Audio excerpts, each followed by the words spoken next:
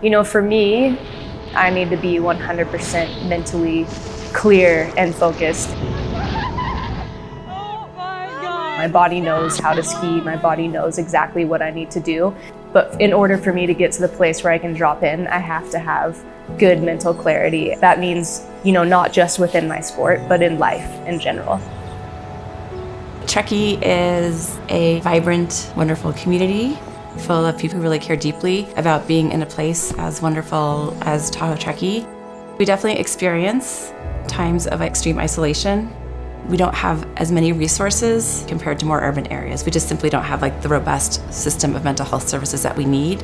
So as a community, we are obligated to look at other types of support services that can offset the lack of providers.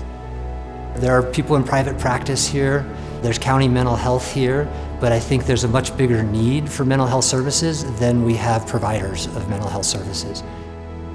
Working here at the college, the stressor I see the most with our students is going to be around housing and being able to afford to live here. And so I think that's one of the things that causes a lot of stress. More often than not, unity helps us all and community helps us all. And that strength as a community is really vital and important for us to be sustainable and to move forward and in a gracious and forward-thinking way.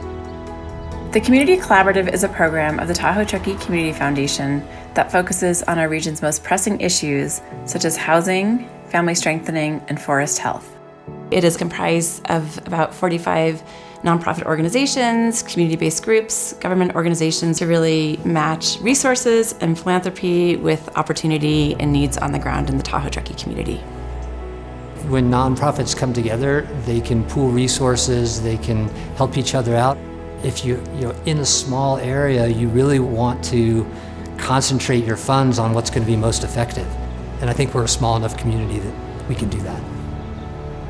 Over the last few years, through the Community Collaborative, we've gathered a lot of data, we've talked to a lot of our community members, and we know that through the Community Foundation, if we bring flexible dollars to the table, we can address 4 key areas that we know will help improve our mental health system.